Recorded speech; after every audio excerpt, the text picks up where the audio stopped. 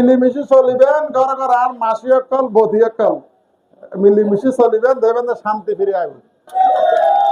আপনারা সবসময় থাকবেন, থাকবেন, থাকবেন।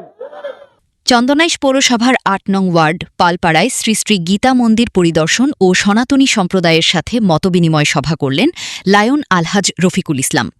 শহীদুল আলমের প্রতিবেদনে থাকছে বিস্তারিত।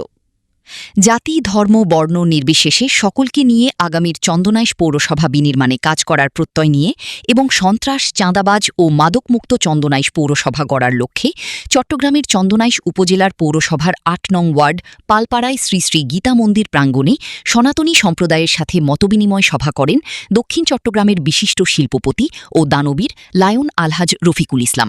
তো আর তো সিনিয়র, আর তো বেশি পয়সা বহুত মানুষ আছে, এছাড়া নেই।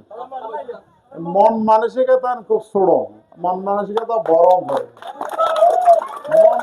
মন মানসিকতা যদি বড় করতাম চাইলে মানুষ হিসেবে তেরে মফরিব মনে করো না কিনলে বিদেশের শহরের ডাহার বা শহর যে ফলে রেডার বদিক কি জানাই আর সাথে সবসময় আমরা লইয়ে তাই বললে চাই।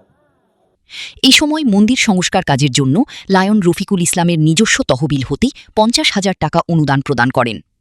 এর আগে পালপাড়ার শ্রী শ্রী সার্বজনীন কৃষ্ণ মন্দিরেও পুনর্নির্মাণ কাজের জন্য ৫০,০০০ টাকা প্রদান করেন লায়ন আলহাজ রফিকুল ইসলাম। এই সময় দক্ষিণ যুবদলের সহসভাপতি সিরাজুল ইসলাম সহ অসংখ্য নেতৃবৃন্দ উপস্থিত ছিলেন। পালপাড়া কৃষ্ণ মন্দির এবং গীতা মন্দির পর্যন্ত মেন রোড থেকে উনি ডবল সলিড করে দিয়েছিলেন আজকের সভার প্রধানমন্ত্রী সাহেব। ওনার হাত সরকারের উচ্চ পর্যায়ে আছে, ওনার জন্য আপনারা দোয়া করবেন।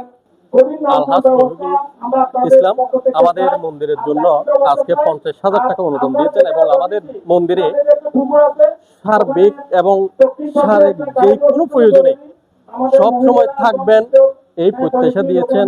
ওনার মন অনেক বড়, ওনার দীর্ঘায়ু কামনা করি। ওনার মতো মানুষ যাতে এরকম প্রতিষ্ঠানে আরো অহরহ থাকে।